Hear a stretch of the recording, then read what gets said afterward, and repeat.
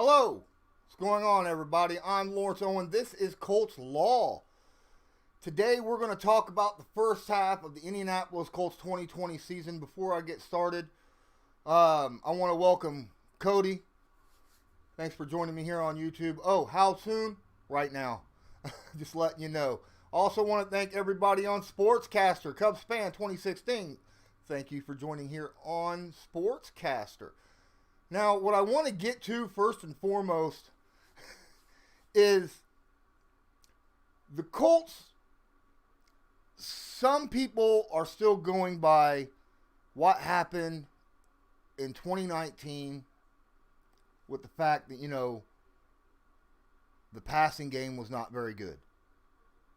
They don't take in consideration all the injuries that happened in the passing game. You had T.Y. Hilton hurt for about half the season. You had Paris Campbell hurt for 2/3 of the season. You had your number 2 wide receiver, Devin Funchess, hurt for the entire season. You basically only had Zach Pascal, your number 4 receiver, and then some guys off your practice squad and people that you picked up off the streets as receivers. And then, of course, don't forget about Eric Ebron and what happened with him. And then Jacoby Brissett, having his knee, hyperextended in the game against Pittsburgh. So, yeah, we're going to have to take in consideration that odds are we're not going to have those kind of injuries to the passing game. We might have a player or two get hurt, but I doubt we're going to have the kind of injuries that you expect, especially at the quarterback position, because you remember, Phillip Rivers is an Iron Man. Phillip Rivers hasn't missed a game since his rookie season or something like that. That ain't going to happen, all right? A lot of people want to say, oh, Phillip Rivers had 20 interceptions. Come on. Yeah, Phillip Rivers did have 20 interceptions, but he had a terrible offensive line, and he was also in the fourth quarter behind a lot, so he's throwing it deep all the time in order to try to get, try to catch up. So you just don't expect that this season, because as Cody right here is talking about, where he says, I still think we run first because of Taylor and Mack on our O-line. Yeah, I fully 100% agree with you. I think that the Indianapolis Colts will run more of a 55-45 or maybe even a 60-40 in favor of the run, because that's what the Indianapolis Colts are built to do. Jack Doyle is not only a good security blanket through the air, but the man can block, right? Zach Pascal, one of the best blocking wide receivers in football. And I don't know if you looked at my stream on my film breakdown of our new rookie wide receiver, but that kid can block as well. So we got some blocking out there.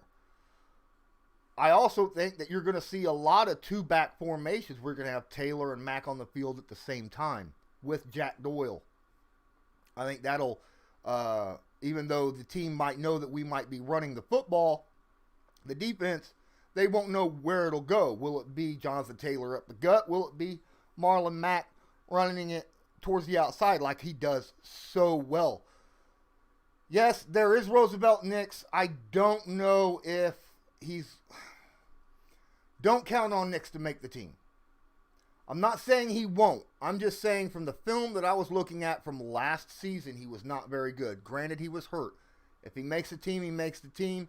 If he's back to his Pro Bowl form at fullback, then that's awesome. But if he's not, that's fine as well, because Taylor and Mack would do a very good job in the backfield together.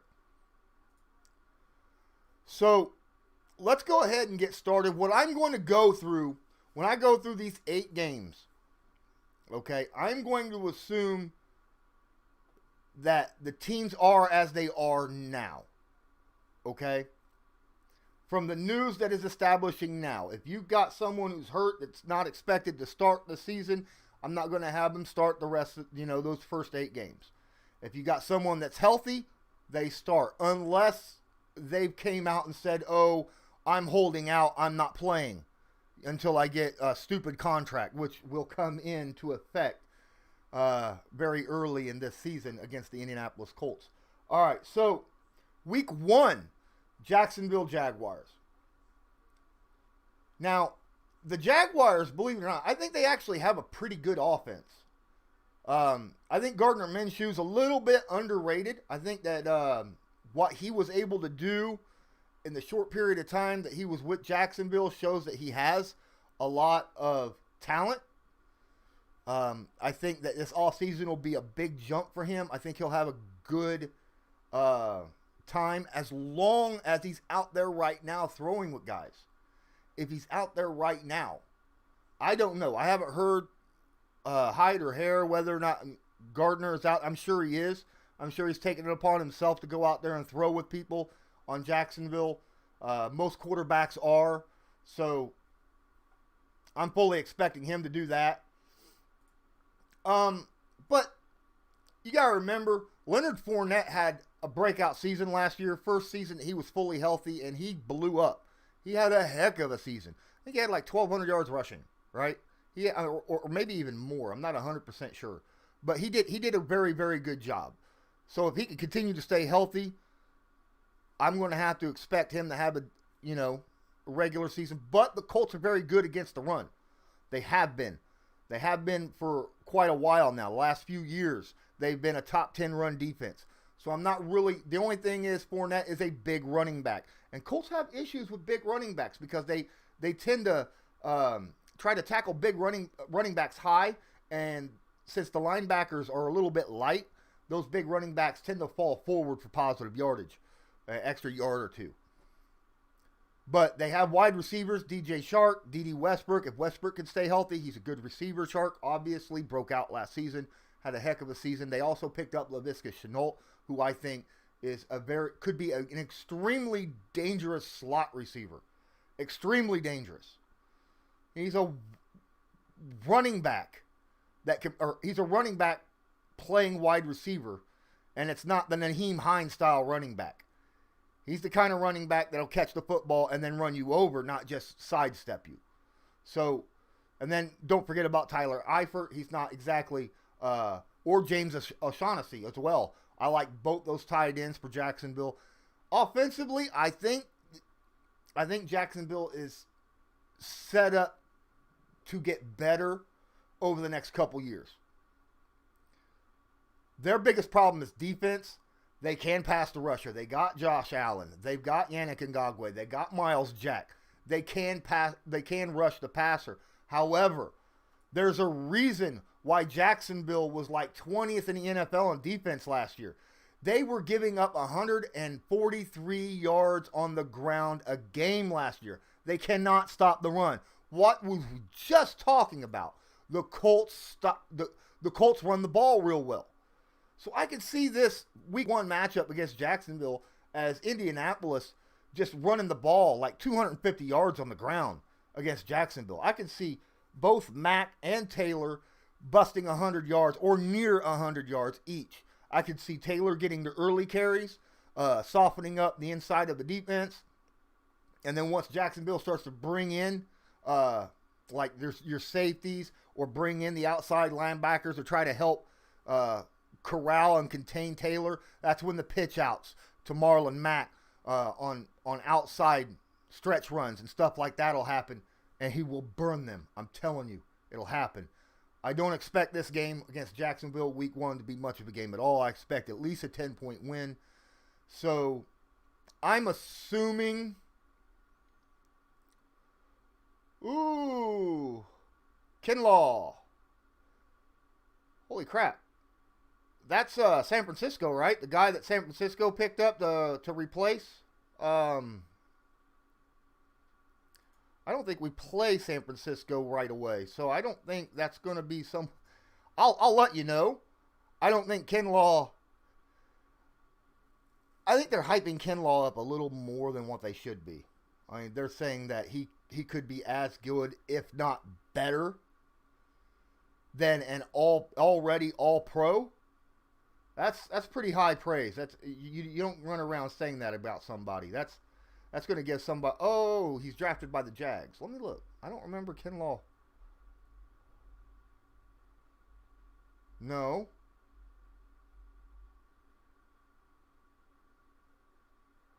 You got Taven Bryant, Al Woods, Josh Allen, Yannick Ngog.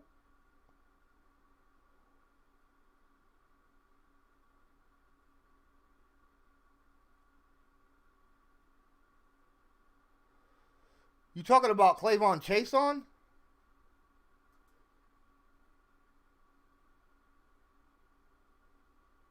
Are you talking about Chason? Because Kinlaw's on the Niners.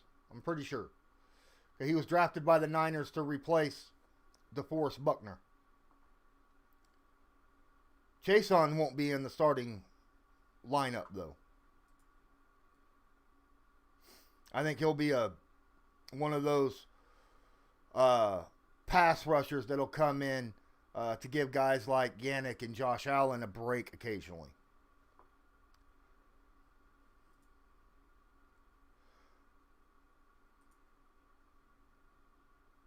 Yeah. All right, so that's what I think about Chason. I think they'll use Chason much the same way the Indianapolis Colts uses some of their defensive ends. Their younger defensive ends, they bring them in to give breathers. So that's how I feel about Chason. Because honestly, Josh Allen, I mean, we all know he blew up last year. Yannick, he's on a contract year, obviously, you know. So expect him to try to ball out. So they'll want him on the field all the time as well. So Chason will just be one of those guys that will just come in to breathe those two people. But yeah, I expect Jacksonville. I expect that game, week 1, easy 10-point win. At least my thought process on that. Now, let's go look at the Vikings. Week 2. This is the game that a lot of people think the Colts, it'll be their first loss. I disagree. And there's a reason. The Minnesota Vikings offense is not the same offense that they were the last few years. They don't have Diggs no more. And Dalvin Cook has already straight up told the Vikings, I want to get paid Christian McCaffrey money or I'm sitting out the season. And if the Vikings pay Dalvin Cook Christian McCaffrey money, then that whole team deserves to be 0-16. Because he does not deserve $16 million a year. I don't think he deserves $12 million a year. He has yet to have a fully healthy season. Last year was his first decent season where he was healthy most of the season. He's got to prove, I mean, the best ability is availability, right? I mean, come on. That would be kind of like if let's see. That'd be like Malik Hooker saying, I'll sit out unless I get paid $15 million a year. He's had flashes, shown he's been great, or can be great, but he hasn't been able to stay healthy long enough during these past few years to prove that he deserves a contract extension. The same way with Dalvin Cook. They're not going to pay Dalvin Cook that kind of money. And I don't expect him to be playing week 2. I think it'll be very similar to what the Chargers had to deal with their running back last year. He probably won't play until week 4, week 5, week 6, which means we won't see Dalvin Cook when we play the Vikings. Obviously, Diggs won't be there as well. They do have Adam Thielen still, obviously. They have Don Beebe's son, Chad, who is very, very quick, but he's more of a backup to Adam Thielen. They picked up Justin Jefferson as a wide receiver in the first round. And, of course, they have Kyle Rudolph and Irv Smith Jr. Do not underestimate Irv Smith Jr. He is a very good tight end, and he will be that guy. I think they might have one of the best 1-2 punches at tight end in the NFL just because of how good. I mean, they got 2 really good tight ends. They're not super elite tight ends, but 2 very solid ones. So, but defensively, they got good linebackers. They got some pretty good They've got some pretty good corners sitting back there. But the problem with their corners is they're missing their 2 starters. All right, Jeff Gladney and Mike Hughes are not their starters. They lost their secondary starter. They lost their primary starter. Their primary starter, obviously, playing for the Indianapolis Colts. So it's going to take them time to get to understand the defense. Yeah, exactly. So I think the Indianapolis Colts will be able to pass on this team. I think this is a game where you're going to see guys like Nyheim Hines and Paris Campbell have big games. T.Y., if he's healthy, could have a very big game. Why? Because these are very quick, fast players who can make things happen out in short yardage, catch and run. I think this is a game where Phillip Rivers could have 300 yards. I think he could have close to 70, 80% completion percentage. I think this is a game where, the Colts could beat the Vikings and beat them good by a touchdown. Before I go any further, I want to make a statement. Home field advantage, I'm going to assume there won't be home field advantage in the NFL this season. I mean, I'm going to have to assume that the NFL said to teams, hey, we're going to leave it up to each team individually on whether or not they allow fans in the stands or how many fans, that kind of thing. And there's a good chance that a lot of these teams are going to have no fans. I think there's a lot at least early in the season, or half or quarter of the fans allowed. Maybe they only allowed season ticket holders, but they have to spread them out throughout, the seating arrangements. That's a good possibility. So we'll see how that works out. But in cases like that, home field advantage ain't going to be much of a home field advantage because it's taking out the defensive 12th man, right? And that's the whole advantage of the 3-point home field advantage thing. So I'm taking that out completely. I think the Vikings, though, yeah, they will. I think they will, but they have to go by a certain decibel level. They can't go past a certain decibel level. So, all right. So I think week 2, I think the Colts will start out 2-0. I think that they beat the Vikings. I think they beat them pretty good. Now the New York Jets.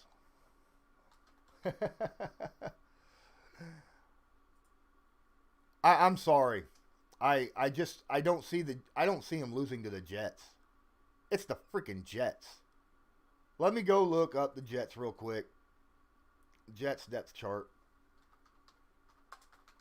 Heck, half that team is Colts, ain't it? If I remember correctly, half the New York Jets are the Indianapolis Colts. Now, I think Sam Darnold is incredibly underrated. I think he is not playing to his ability because of the lack of help around him. Now, they went out and they picked up Denzel Mims to help him in the passing game. They went and got Frank Gore to help take a little bit of pressure off Le'Veon Bell. They still have Brashad Perryman and Jamison Crowder and Chris Herndon, Ryan Griffin at the tight end position. But their offensive line is just god-awful. Besides Becton, Mekhi Becton, the rest of that offensive line is awful. So I don't see... I can see them trying, but until they build this offensive line, even Frank Gore knows what it's like to run behind offensive line. He ran behind an awful offensive line with the Indianapolis Colts. So you could still expect him to get 3 to 4 yards of carry. But Le'Veon's not that kind of guy. He needs a hole. He needs to sit and wait for his blocks to open up and see a hole happen. That's how he gets his yards. That's why his average yards per carry last year was like 2.6. He can't make stuff happen if there isn't a hole there already. If there's a hole there, he can make a lot of things happen in the open field. Frank Gore is one of those guys who can get skinny, squeeze between somebody, and then fall forward for a couple extra yards. That's why he still continues to get the yards that he gets, which I don't care what anyone says. Frank Gore's a Hall of Famer. All right. Whenever he retires, he'll be a Hall of Famer. I'll guarantee it. The Colts defense, this is one of those games where I think Sam Darnold gets 5+ sacks. I think he gets sacked 5+ times because this is a game where, oh my goodness, this will be the worst offensive line that the Colts have faced the entire season. And this will be a game where you're going to see the pass rush really affect the game. I think that as much as Sam Darnold really tries with the Jets, he doesn't have the protection in front of him. He's going to have to make really quick decisions. He's not going to have time to make those decisions. Defensively, their best player wants off the team. Right? Jamal Adams is like, trade me. Now, remember when I said most of the Colts are on this team? Let's talk about some of their starters, shall we? Henry Anderson. Yeah, he's their starting left defensive end. Pierre Desir is their starting corner. I mean, come on. Terrell Basham. What else we got here? I'm looking around. Matthias Farley, Quincy Wilson, Nate Hairston. All these guys are Jets. These are people that the Indianapolis Colts let go to improve their team. And yet the Jets have them. I just don't see how the Colts lose to this team in any way, shape, or form. I think the Colts get out to an early lead. And because the Jets' offensive line is awful, I think the Colts will start to tee off on their pass rush. They're going to get a ton of pressures, ton of hits, and a ton of sacks. I think the Colts will run away with this 10+ points. Easy. If you disagree, let me know. But, I mean, I don't see it. Especially if it's at home. I mean, come on. They're coming to Indy. Now, the next game could be interesting. In my opinion, if there's a game that the Colts could lose, it's the next game. In the first 7 games, I think the Bears has a shot. Only because the defense is just that good. The Bears' defense is very, very good. They're very good at getting pass rush. They're very good at stopping the run. Now, and then they got a great secondary. As an overall defense, they're just stacked from top to bottom, right? Now, their offense, that's all up in the air. I think the first team to score 13 wins this game. First team to score 13 wins this game. And the beautiful thing about it is I think Phillip Rivers will be able to do that because he is really good at getting rid of the ball out really quick, especially to his tight ends and his running backs out of the backfield. And that is what will help. It'll keep pressure off of him. We all seen it last season. Phillip was dropping it to Austin Eckler against Indianapolis week 1. Well, he did that the entire season. He was dropping it off to his running backs and his tight ends the entire season real quick. The only reason he had so many interceptions, like I said, was because he found himself behind late in games and was trying to throw it deep to try to catch up in points. I don't see him needing to do that here. I think I don't think this game no team will ever get more than a 10-point lead on the other. But I think the Colts will win this game. I think it'll be one of those games where it could be the last. Obviously, the last score wins, but I think the last drive of the Colts will probably win by like a field goal or something like that. I would trust Phillip Rivers with the ball and the game on the line. more than I would either of the quarterbacks, Nick Foles or, that Chicago quarterback, Trubisky. Any day of the week, I think that's how I feel about that. And I think the Colts have a chance at having a very good defense on this one as well.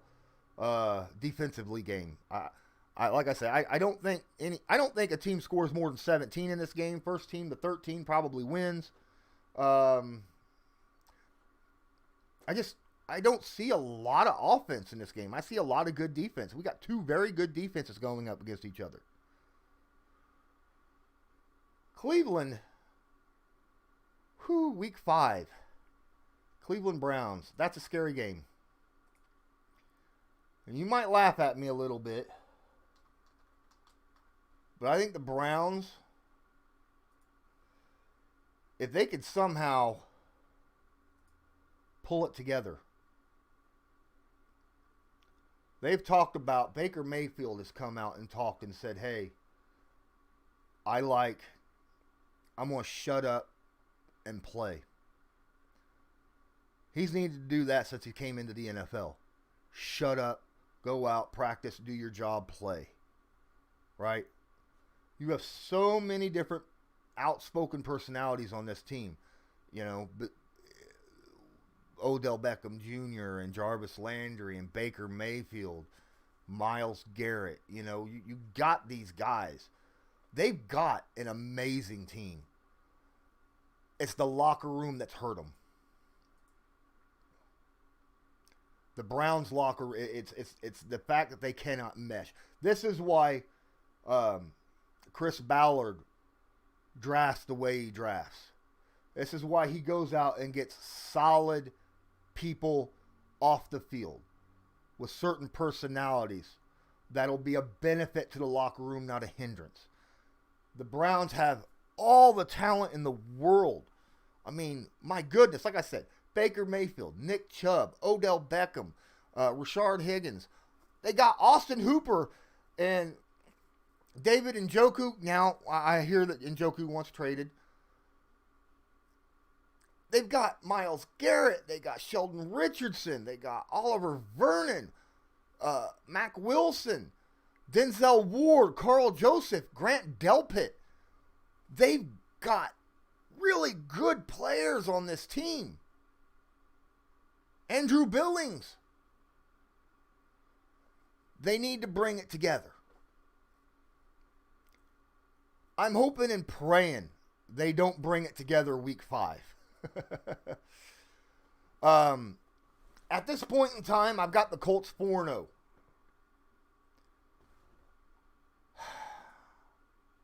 Issue is the Colts are going to Cleveland. Do you remember last preseason, the Browns came to Indianapolis and practiced with the Colts and then had a preseason game. During that practice, the Browns had like 10 fights in 2 games. 10. Most of them started by the Browns. And then the head coach, Kitchens, was like, well, they're players and they're you know, boys will be boys. And that, you know, he kept defending them. Baker was defending it, laughing and stuff and talking about it. No one took responsibility saying we shouldn't be fighting amongst each other during practice. I think the Indianapolis Colts will remember those 2 days. The leadership will remember those days. And I think that they will come out willing and just will themselves to win this game just because of that. I think that's something that will come into effect. Hey, I want to thank everybody watching. I got 8 people apparently watching right now. I got 3 likes. Don't forget, hit the like button. If you're not giving me a follow, please subscribe, hit that notification bell, and share this to your social media, man. That's the best way for me to get my content out there, is for you guys who sit down and watch with me to share this. That way I could get more of an audience and continue to bring stuff out. Don't forget, check out the right down here in the description where you hit show more. If you scroll all the way down, there's places to follow me and also a place to donate in case you want to help me out, keep me going. So I think the Cleveland Browns is a scary game. I think this is going to end up being, hey, thanks, Josiah. Appreciate that. I hope I pronounced your name correctly. But the Browns might be one of those games because, I mean, they got a good defense, but I think the Colts offense is in a situation where I think they can really do well against them. And the Browns, if they're clicking,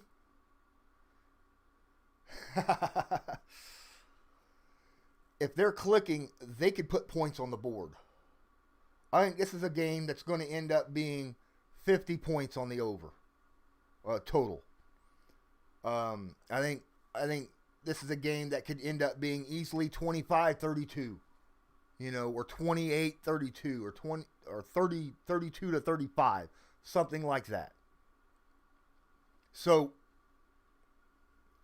I'm going to give it to Indy only because I believe that the Browns aren't going to be able. I think the Browns are going to lose a couple games early in the season.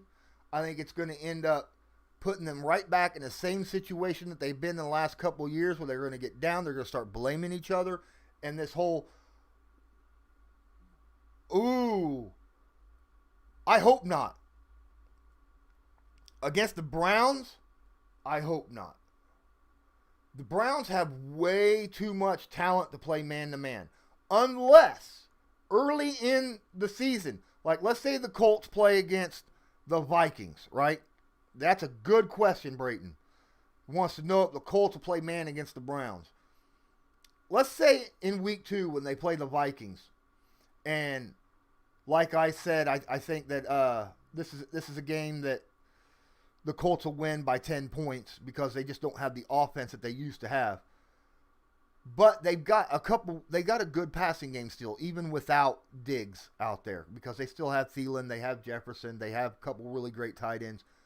Now, let's say that the Colts secondary, their new guys plus Rock, goes out there and plays really well against a couple solid wide receivers.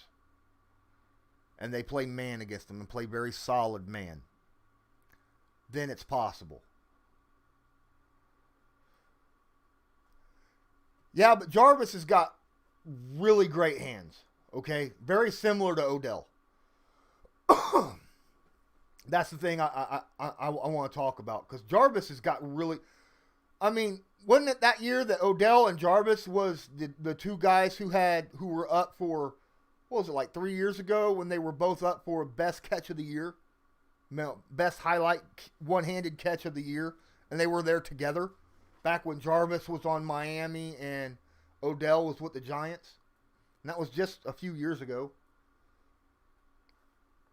But I think, like I said, I think the Browns, by this point, by week 5, I think the Browns will start to unravel.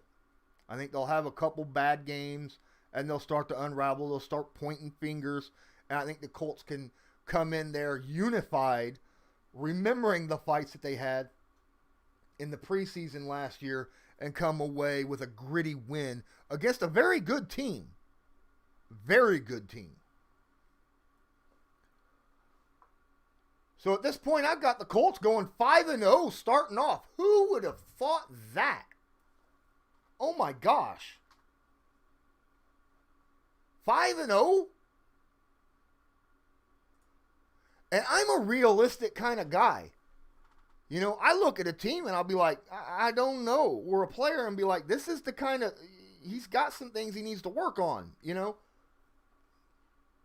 And talent-wise, I think the Browns have more talent overall than the Colts. I just think the Colts work well together better than what the Browns have. Period. Hey, Isaac. Thanks for joining. Appreciate you being here. Oh, I want to say, also on Sportscaster, thanks for reminding me. LA Laura 38 and bye-bye Kawhi. I never could pronounce that name. But I want to thank both of you guys for both of you people for being here on Sportscaster. Don't forget, hit the like, give me a follow, share this video.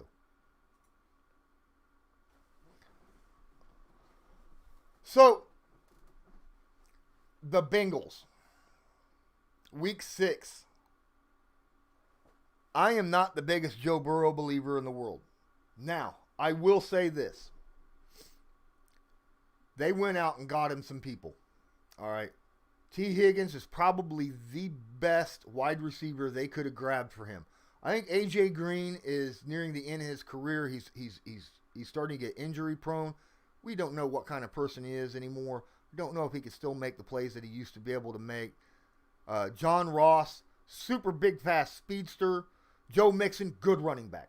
Mixon's a good running back. Bernard is a good backup. But T. Higgins was the perfect grab for Joe Burrow. In my opinion, T. Higgins was probably the best 50-50 ball catcher in the draft. The guy that can just go up and just catch a 50-50 ball better than anyone else. Now, he doesn't have the greatest athleticism and all that, but, I mean, the way Higgins is able to just jump up, position his body to block out receivers and attack the football at its highest point is unbelievable. Pittman was good at it too, but I think Higgins had him just slightly in that regard. But Pittman beats out Higgins in a lot of other areas. I'm sitting here looking at the starting lineup for the Jacksonville, and I see this left guard named Michael Jordan, and I'm like, what? Who? Michael Jordan? No. Nearly no quarterback in the NFL. Yeah, I agree. I think Boyd is underrated. They've got good receiving threats out there. But I'm going to say something. Almost never do rookie quarterbacks start off with a bang. Almost never. Go look at Peyton Manning. He was awful his first year. Right? Go look at just about anyone who plays their first year. They're awful. It takes them a year to get up to the NFL speed. Up to the defenses. Up to the snap counts. Get that clock in their head moved up a notch. You know? Understanding playbooks. Things like that. Almost never does a rookie quarterback come off with a bang. And when they do, it's one of those quarterbacks that you just completely are, unexpected, like a fifth rounder or a third rounder or something like that. So I'm not expecting Joe Burrow to light the NFL up at all. He's got help. He's got some wide receivers. But Dunlop, J.D. Reader. Oh, hey, they picked up Reader and, of course, Adkins.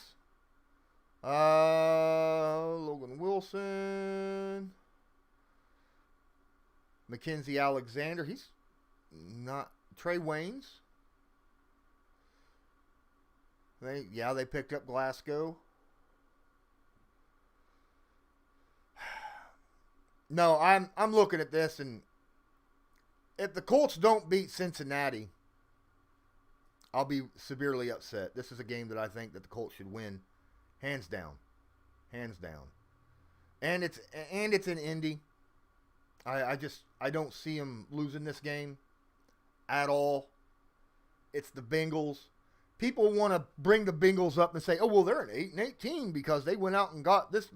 They drafted well. I'll give them that. But they were god awful. There's a reason they were, picking first in the NFL draft last year. They were awful. Awful. Come on. And the Colts are a playoff team, period. Guess what? They start off 6-0. 6-0. That's right. You heard it from me. 6-0. Lions game scares me. The Lions game scares me. I know you guys are probably looking at me going, what? But no, seriously.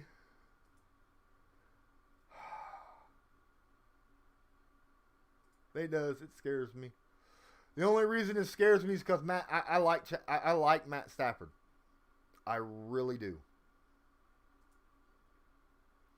I think Matt Stafford might be the most underrated quarterback in the NFL. And they're trying to get him help. Because every time Detroit gets a star player, they don't bring help with them to allow them to go beyond. You know, when you got a star player, you need to surround that star player with people who will bring out the best in you. They did not do that with Barry Sanders. They didn't give Barry Sanders a good offensive line to make him even better than what he was. And what happened? He retires early. Megatron. They didn't help Megatron out. They didn't go get him another wide receiver to take the pressure off of him, or a really great tight end to take the pressure off of him. No, what he ended up doing? Retired early. Matt Stafford, if you look and watch him, Matt Stafford is very similar.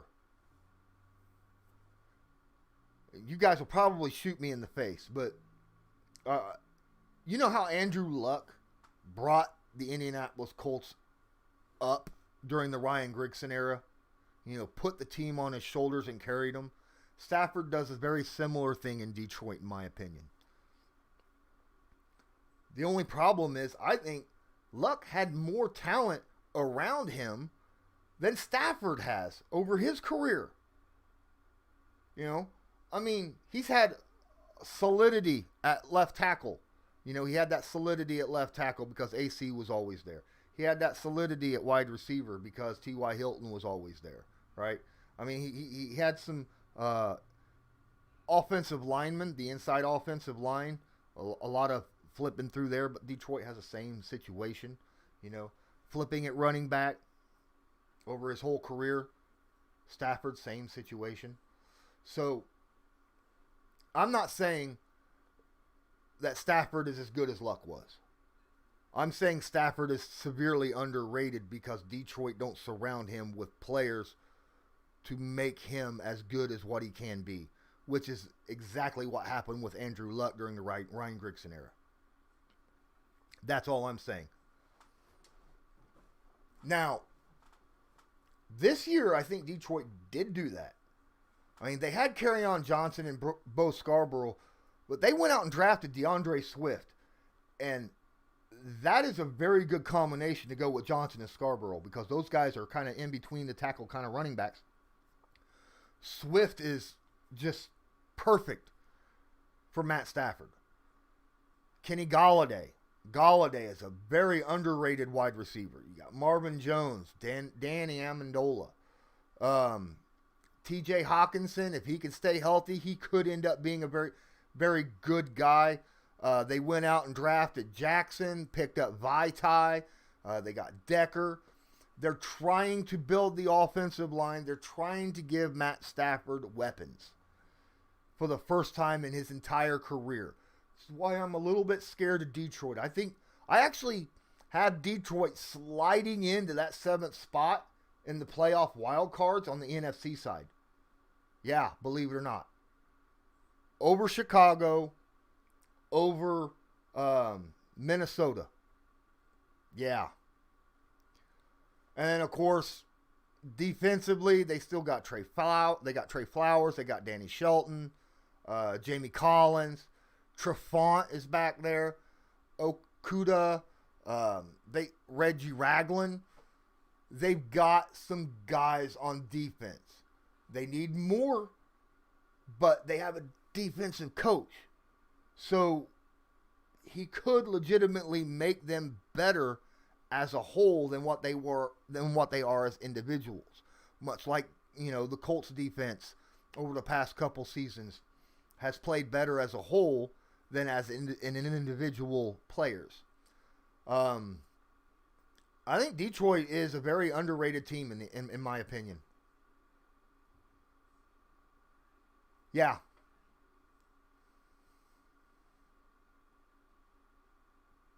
Well, Wilson is a different kind of monster, right? I mean, Russell Wilson plays smart. That's how I say it. When he scrambles, he's not looking to try to run somebody over to get the first down or nothing. You know what I'm saying? He's looking to pass the football. If he does take off, he's going to slide every time or run out of bounds. He's a smart quarterback. I give Russell Wilson serious credit where credit's due. Russell's a top 5 quarterback in the NFL. Okay? I think Matt Stafford's a top 10 quarterback in the NFL, in my opinion. I really do. I think Rivers could hit around 15 this season, depending upon how things work out. Detroit is a scary game. I'm going to go back to that. I think Detroit is a very, very scary game, especially since we're going to Detroit to play. I think this could be a letdown game.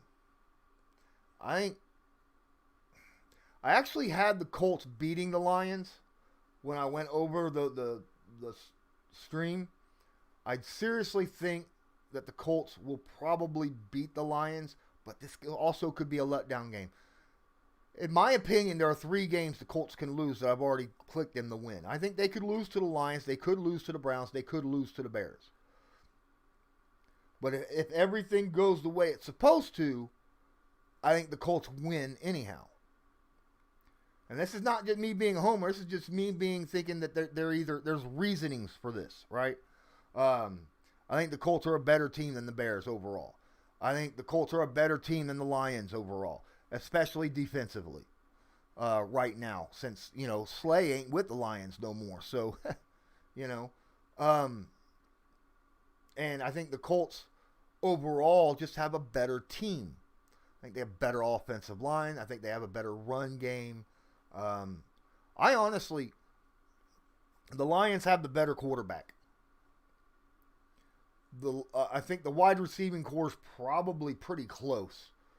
Galladay, I think I would give it to the Colts a little bit. Yeah, I'll give it to the Colts. Galladay's very good. Marvin Jones, Damian Amendola. But you take T.Y., Pittman, and Campbell. If all 3 are healthy, I think they're dynamic.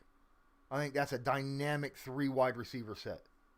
Absolutely. Especially if Paris Campbell's in the slot and you get him on drag routes and crossing routes to where he's using his speed to get himself open so that he can make plays after the catch. That's a scary thought process. But yeah, they are. I will say that the Lions are, like I said, they are trying to build around Stafford for the first time in his career, and it could very, very legitimately pay off for him. Oh yeah, we definitely have the head coach. Well, in the Lions game, I think we have the head coach. Okay. That's fair enough. The last game that we have is Baltimore. Now, this is a scary game. It is in Indianapolis.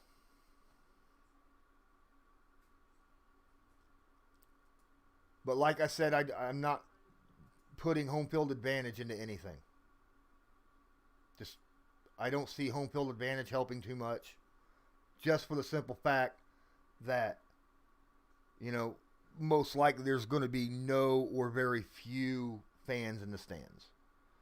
And defenses, even though there's, like you said earlier, even though that they'll be pumping noise in, players feed off the energy of the fans. right? And that's why the home field advantage is such a big deal, because they feed off that fan energy. The noise is one thing, the energy is something completely different.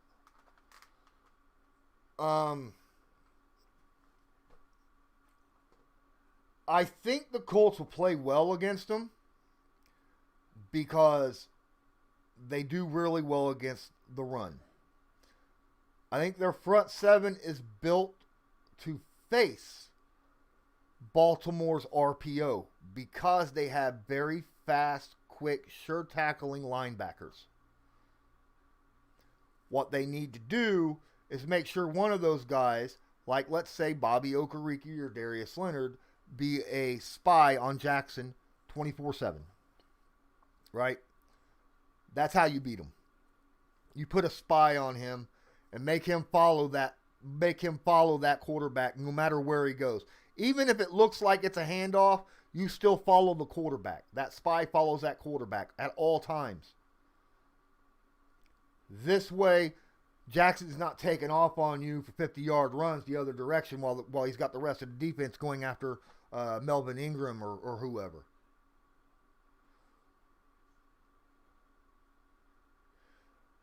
The Colts run the ball very, very well. They can control the clock. What did the Ravens do very poorly in the playoffs? They couldn't stop the run. I mean,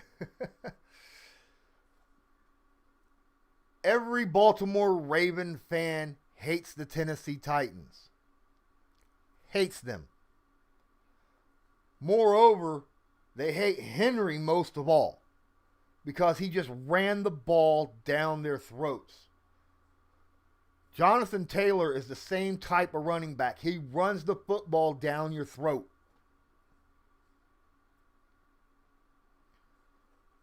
I think it's a chance they could win. But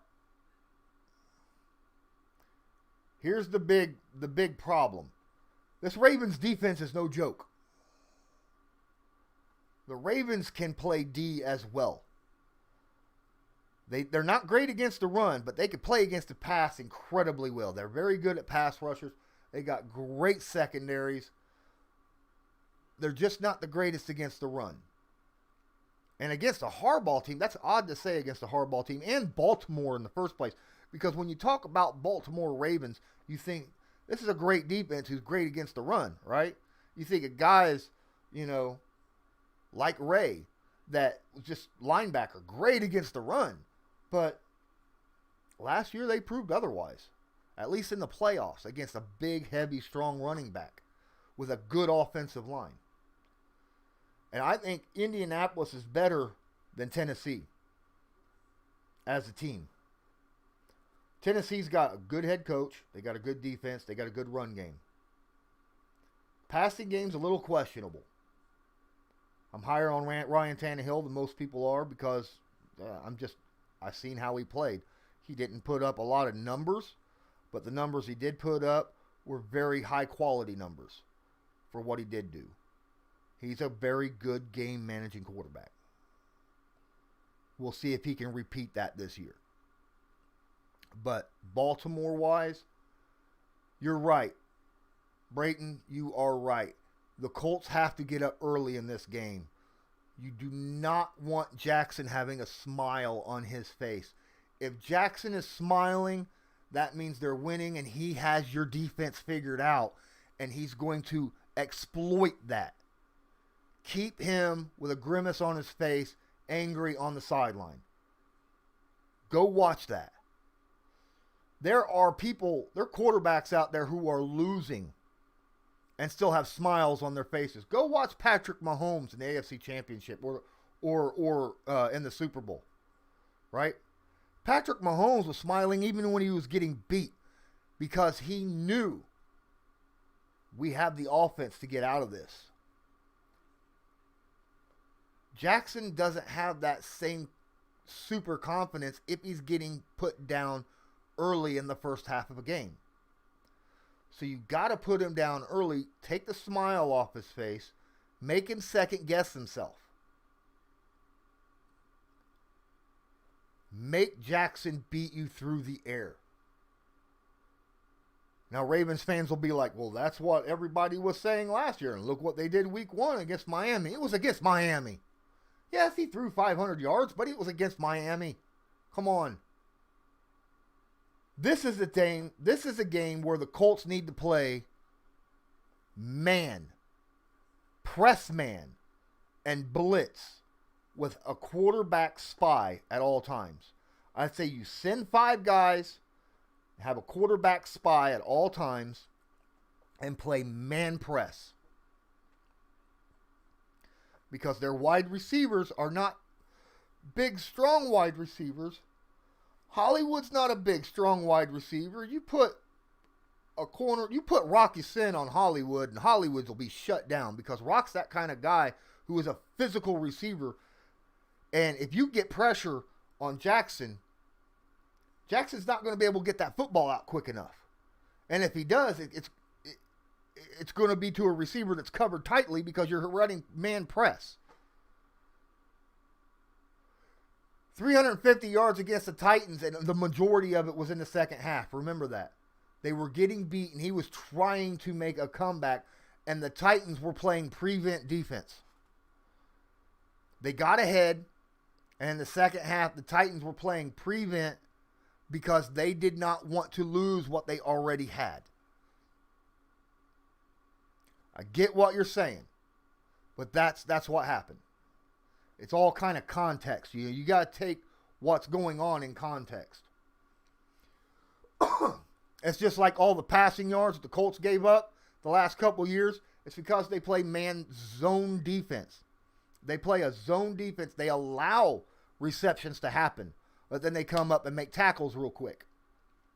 They give up yards. They give up high completion percentage, but they make you do it over and over and over without making a mistake. That's why Matt Eberflus runs the zone defense. It's a bend but don't break thing.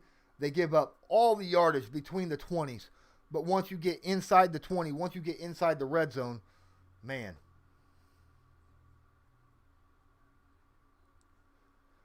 Yeah. Just play man press against them so that Lamar, under pressure, has to throw into tight windows. Make him throw tight windows. Don't let him sit back in the pocket and wait for a wide receiver to get into an opening in the zone. Because any quarterback in the NFL could pick apart a zone defense. Any quarterback. Don't let it do it. Put pressure on him. Put pressure on the wide receivers. I think they can win this game.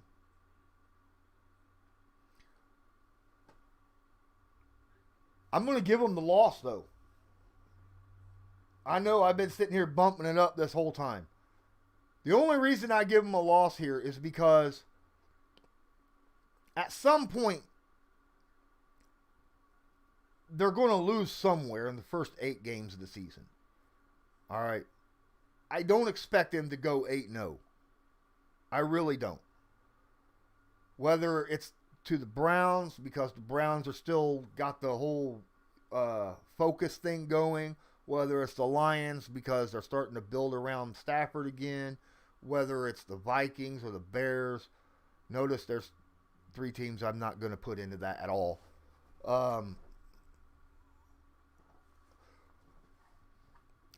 Except in the playoffs. Baltimore beats Indianapolis in the playoffs, but granted, it's not playoffs. Yeah. I expect Reich to have a game plan for him. And I expect this to be a good game. I expect the Colts-Ravens game to be very close. I think it'll be one of those 17-21, something like that. I think it's one of those type of really close games where there will be some offense because each head coach is going to exploit what the other team does not do well, stopping. And as much as I think the Colts have a chance at winning this, Jay, Brawl Stars, thank you for the subscription. Appreciate you.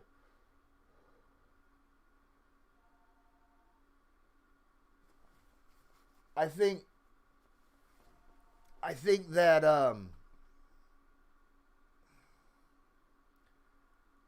it's a good possibility that the Colts do win this game.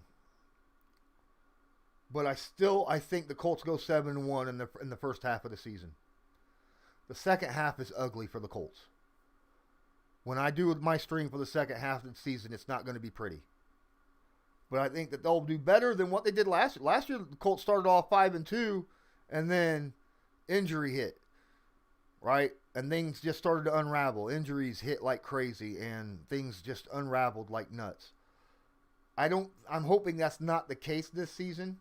I think it's just because of the teams we play. But Baltimore-wise, I think the Colts will beat them. But I'm going to give them a loss just for the safe side and say the Colts go 7-1. And if you're a Colt fan, you should be happy at mid-season being 7-1. My goodness. You're right. And like I said, Cleveland, talent-wise, is just outstanding. I think Cleveland Browns have more talent than the Baltimore Ravens overall. It's just the personalities ain't mixing, right? They need a head coach that can step up and say, hey, shut up and put up, right? Do your job.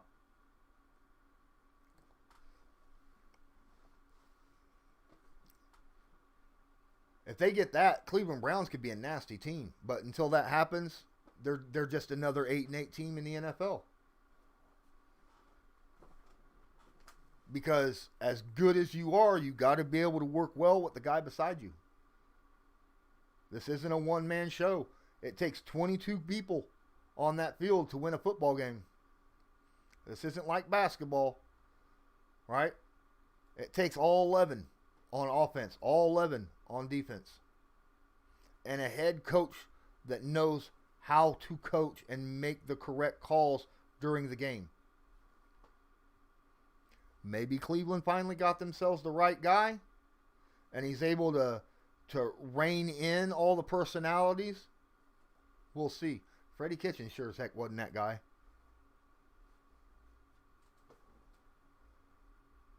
Yeah, we'll see how it works out, though. So, I want to thank everyone that was here on YouTube and on Sportscaster for watching. I've been here about an hour. Not a bad turnout for a 4th of July. I honestly didn't expect many people to show up, being it's the 4th. Happy 4th of July, everybody. Best nation in the world. There's a lot of people out there that's talking crap about it, but quite frankly, we still have our freedoms. And it's still the best nation in the world. Yes, there's problems, but as a people, I think we'll work it out. Don't forget, please hit the like button, hit subscribe, hit that notification bell. Share this to your social medias. Man, the best way of helping me out is to share it yourself. That way, because I can only share to people I know, right? Help me get some exposure. That way I can start doing this a lot more often, a lot more stuff. Until next time, thank you. Thank you, music. Thank you, Josiah. Thank you, Kelvin. Until next time, I'm Lawrence Owen. This is Colts Law. Colts go 7-1 in the first half of the 2020 season. Have a good one.